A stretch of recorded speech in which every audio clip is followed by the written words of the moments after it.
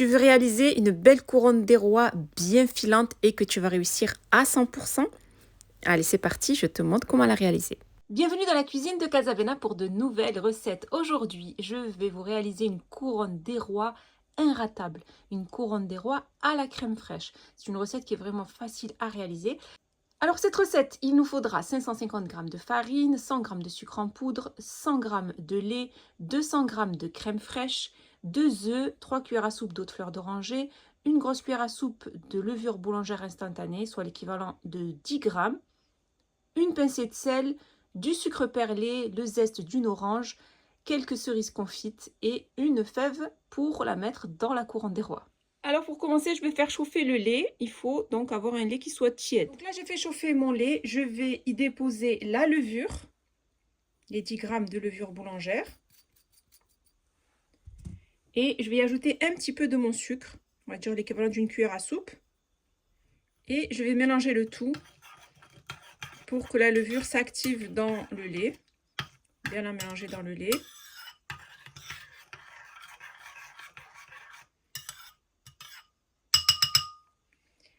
À côté, je dépose mes 550 g de farine dans la cuve de mon robot. Donc là, j'ai ajouté les 550 g de farine dans la cuve de mon robot. Je vais y ajouter le sucre restant. On va bien mélanger.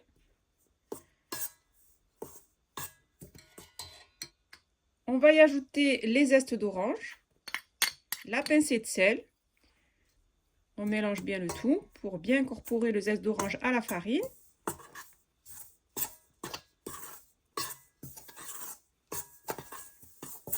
Ensuite, j'ajoute le mélange de lait et de levure et de sucre. J'ajoute la crème fraîche, les 3 cuillères à soupe d'eau de fleur d'oranger et les 2 œufs.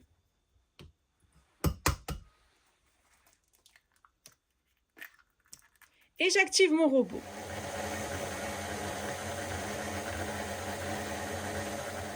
Donc voilà ce que ça donne une fois que j'ai ramassé tous les ingrédients avec le robot. On obtient une pâte qui est bien collante. Donc maintenant, je vais activer à nouveau mon robot pendant 5 minutes sur vitesse moyenne.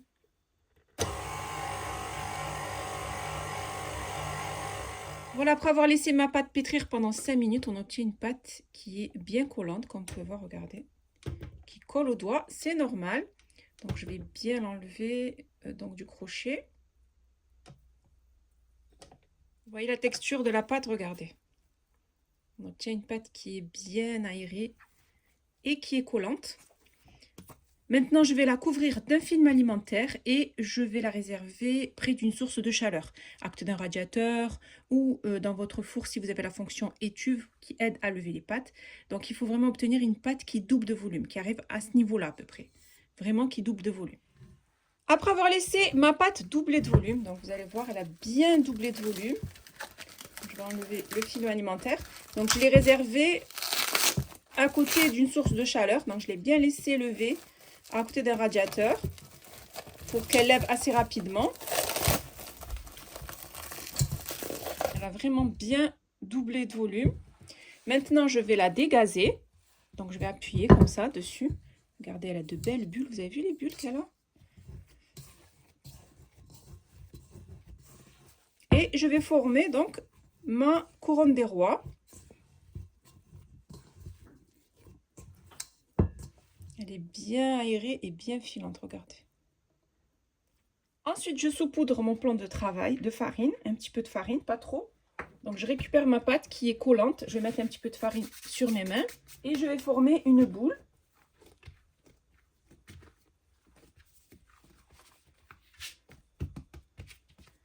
On met un petit peu de farine aussi sur le dessus.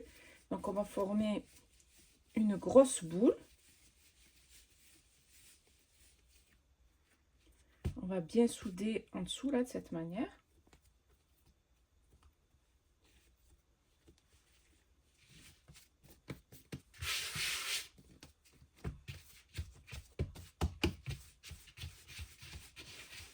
Donc, on forme une jolie boule.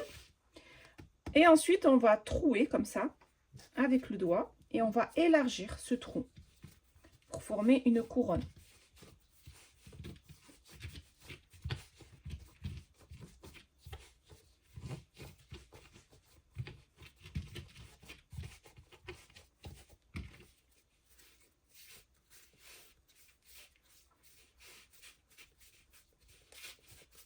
Et ensuite, vous allez l'élargir de cette manière, de sorte à former un grand cercle.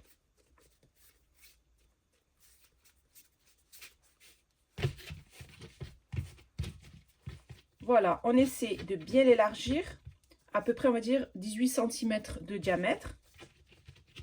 Et qu'elle soit bien arrondie, qu'elle soit bien uniforme. Ensuite, je prends une plaque de cuisson qui va au four, j'y dépose une feuille de papier sulfurisé et je vais y déposer ma couronne. Donc, une fois que vous la déposez sur la plaque, vous la rangez bien de sorte à former une jolie couronne.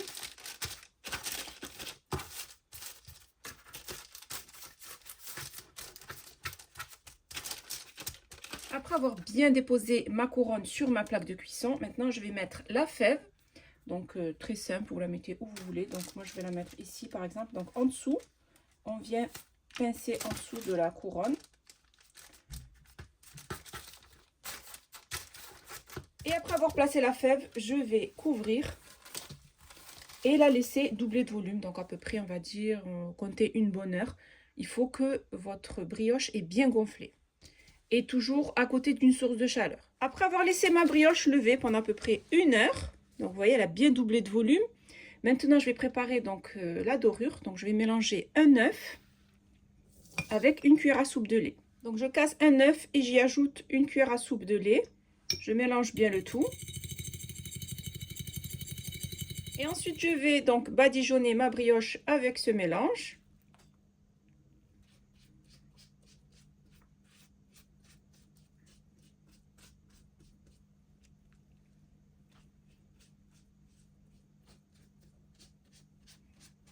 On en met bien partout.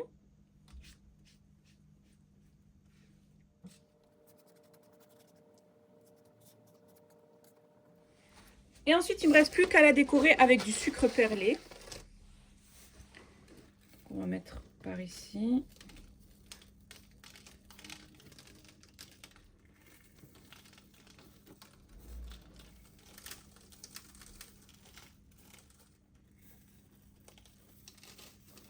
Pour la décoration de la brioche, vous faites vraiment comme bon vous semble.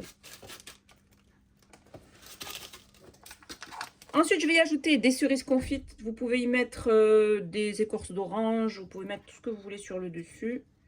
Donc moi, je vais essayer de faire un décor à ma manière.